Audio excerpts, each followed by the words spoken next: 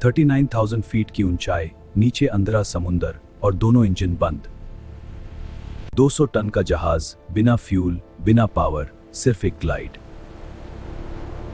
19 minute, जो 306 लोगों के लिए जिंदगी और मौत के बीच लताक रहे थे। ये कहानी है उस रात की जब आसमान ने सांस रोक ली थी। 39,000 फीट की ऊंचाई पर एक हवाई जहाज अंधेरे अटलांटिक के ऊपर से गुजर रहा था। कैबिन के अंदर लोग सो चुके थे, बच्चे सीट पर झुककर नींद में थे। सब कुछ बिल्कुल नॉर्मल लग रहा था, लेकिन कॉकपिट के अंदर एक ऐसी चीज शुरू हो चुकी थी जो इस फ्लाइट को हिस्ट्री बना देगी। फ्यूल इंडिकेटर पर नंबर्स धीरे धीरे नहीं बल्कि तेजी से गिरने लगे थे। राइट विंग के अंदर एक पतली सी फ्यूल लाइन में छोटा सा क्रैक बन चुका था और फ्यूल हवा में बह रहा था।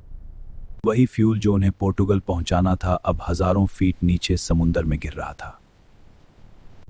कॉकपिट में एक एडवाइजरी मैसेज ब्लिंक हुआ, फ्यूल इम्बैलेंस। इन बैलेंस को ठीक करने के लिए क्रॉस फीड वाल्व खोला गया और इसी पल गलती डबल हो गई। अब लेफ्ट और राइट दोनों टैंक का फ्यूल उसी एक लीक से बाहर जा रहा था और किसी को अंदाजा भी नहीं था।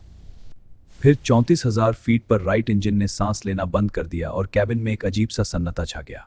राइट इंजन बैंड होते ही कॉकपिट में सिर्फ वार्निंग टोन्स और हैवी ब्रीदिंग की आवाज रह गई।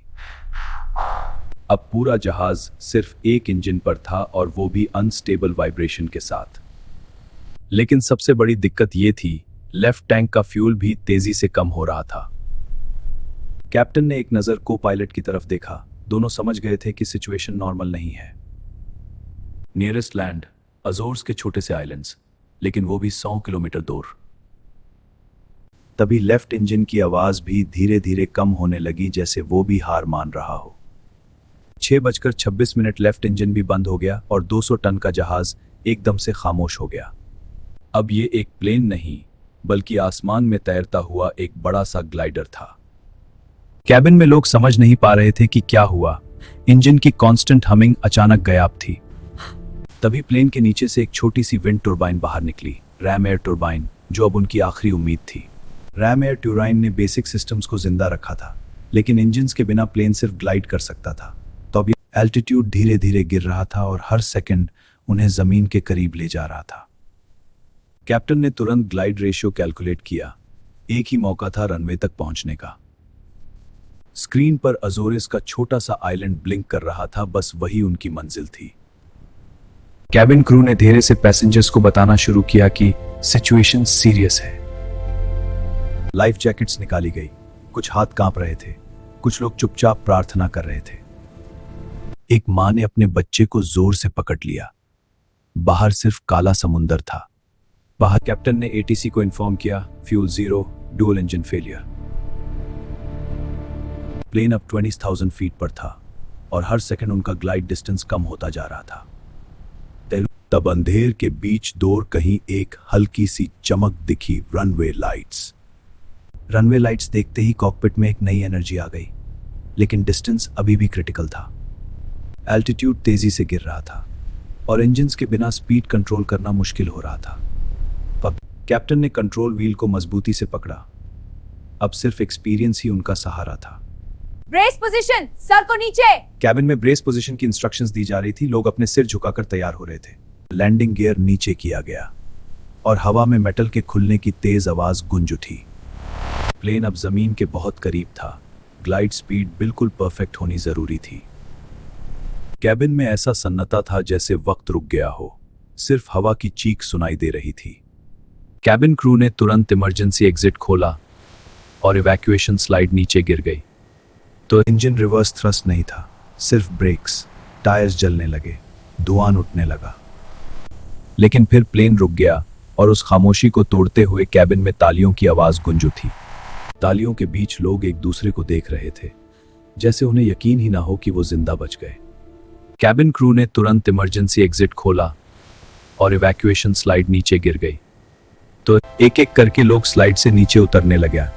बाहर फायर ब्रिगेड की लाइट्स चमक रही थी और कैप्टन सबसे आखिरी में प्लेन से निकले, क्योंकि पायलट कभी अपने लोगों को छोड़कर पहले नहीं जाता। रनवे पर लोग गले मिल रहे थे। कुछ जमीन पर बैठकर खामोशी में आंसू बहा रहे थे। मेडिकल टीम हर पैसेंजर को चेक कर रही थी। शॉक सबसे बड़ा दर्द था। तब प्लेन के टायर्स पूरी तरह जल चुके थे, लेकिन अंदर का हर इंसान सुरक्षित था। सुबह होते ही मीडिया ने इस लैंडिंग को मिरेकल डिक्लेयर कर दिया है। इन्वेस्टिगेशन टीम ने तुरंत ब्लैक बॉक्स सिक्योर किया। सच का पता लगाना जरूरी। No cut field, extreme survival intensity. ये मेरी नहीं, मेरी पूरी टीम की जीत है और सबसे बड़ा शुक्रिया पैसेंजर्स की हिम्मत को। कैप्टन ने सिर्फ इतना कहा। कैप्टन मीडिया से दूर चलते हुए जानते थे असली कहानी अभी शुरू हुई है। ब्लैक बॉक्स डेटा ने एक हैरान कर देने वाला सच बताया। दोनों इंजन्स में फ्यूल कंटेमिनेशन हुआ था, जो किसी भी फ्लाइट के लिए सबसे खतरनाक सिचुएशन होती है। इसलिए दोनों इंजन्स एक साथ बंद हुए थे और प्लेन हवा में बेजान हो गया था। लेकिन एक चीज ने सबको बचाया, सालों की ट्रेनिंग और डिसिप्लिन। सिमुलेटर में बार बार की गई इमरजेंसी प्रैक्टिस उस रात हकीकत बन चुकी थी। कैबिन क्रू की काम इंस्ट्रक्शंस ने पैनिक को कंट्रोल में रखा है। हर पैसेंजर के लिए वो 10 मिनट जिंदगी के सबसे लंबे मिनट थे। सुबह का सूरज जब उगा तो रनवे पर खड़ा वो प्लेन एक याद बन चुका था। वो रात सिर्फ एक इमरजेंसी लैंडिंग नहीं थी, वो इंसान की हिम्मत और ट्रेनिंग की जीत थी। इंसान की हिम्मत और ट्रेनिंग की जीत थी, लेकिन हर जीत के पीछे एक कहानी होती है। उन पैसेंजर्स में एक 17 साल का लड़का भी था जो पहली बार अकेला सफर कर रहा था। फ्लाइट टेक ऑफ के वक्त वो फ्यूचर के सपने देख रहा था। यूस पता भी नहीं था कि कुछ ही मिनट बाद सब बदलने वाला था। जब इंजन्स बंद हुए उसने पहली बार मौत का खौफ महसूस किया। लैंडिंग के बाद उसने सबसे पहले अपनी मां को फोन मिलाया। फोन उठते ही दोनों तरफ कुछ सेकंड्स तक सिर्फ सांसें सुनाई दी। फिर उसने बस इतना कहा, मां मैं बच गया। मां मैंने बच गया। दूसरी तरफ मां जमीन पर बैठ गई, शुक्र अदा करते हुए। एयरपोर्ट के बाहर हर गले मिलना एक नई जिंदगी का एहसास था। वो प्लेन अब सिर्फ मेटल का एक टुकड़ा था, लेकिन उस रात उसने 200 जिंदगियां वापस दे दी थी। 200 जिंदगियां वापस मिल चुकी थी, लेकिन सवाल अभी भी हवा में लटक रहा था। एक्सपर्ट्स ने इंजन्स को खोला, हर नट बोल्ट सच बोलने को तैयार था। लैब रिपोर्ट ने कंफर्म किया है, फ्यूल कंटामिनेशन ने सिस्टम को चोक। No cut field, real dark night, extreme survival intensity. एक छोटी सी लापरवाही 200 लोगों की जिंदगी खतरे में डाल सकती थी। कैप्टन बाहर से शांत थे, लेकिन अंदर से वो रात बार बार उनके दिमाग में चल रही थी। बस 5 सेकंड और गलत होते तो सब खत्म हो जाता। इमरजेंसी के वो 10 मिनट उनकी ट्रेनिंग का सबसे बड़ा इम्तिहान थे। टीम वर्क ने पैनिक को डिसिप्लिन में बदल दिया है। ब्रेस, स्टे काम, हम सब सेफ लैंड करेंगे। वही 17 साल का लड़का अब घर लौट चुका था। माँ जिंदगी का असली मतलब आज समझा। हीरो वो नहीं होता जो तालियां सुनता है, हीरो वो होता है जो डर को कंट्रोल करता है।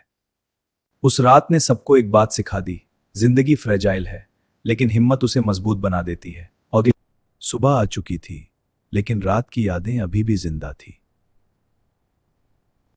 इस इमरजेंसी लैंडिंग को एविएशन हिस्ट्री का मिरेकल कहा गया। हमें लगा था तब सब खत्म, लेकिन हिम्मत ने कहानी बदल दी।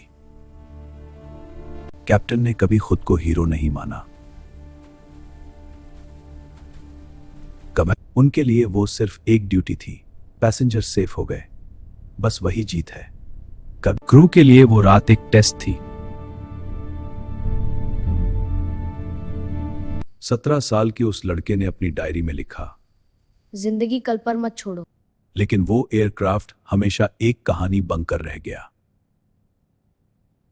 एक रात जब मौत सिर्फ कुछ सेकंड्स दूर थी, एक डिसीजन ने सब बदल दिया था। ट्रेनिंग ने पैनिक को कंट्रोल किया, हिम्मत ने डर को हराया, और एक लैंडिंग ने जिंदगी वापस दे दी। हर गले मिलना एक नई शुरुआत था। जिंदगी हर दिन एक नया मौका देती है। पर उस रात ने सिखा दिया, कंट्रोल कभी छोड़ना मत है। हर अंधेरी रात का एक सुबह होता है और हर डर के बाद एक जीत। वो रात सिर्फ एक इमरजेंसी नहीं थी, वो इंसान की हिम्मत की कहानी थी। वो रात सिर्फ एक इमरजेंसी नहीं थी, वो इंसान की हिम्मत की कहानी थी। अगर आज की कहानी ने आपको एक पल के लिए भी सोचने पर मजबूर किया हो तो याद रखिए, जिंदगी हर दिन एक गिफ्ट है। मैं बहुत मेहनत से ऐसी कहानियां बनाता हूं। अगर आपको पसंद आए तो लाइक करें और सब्सक्राइब जरूर करें।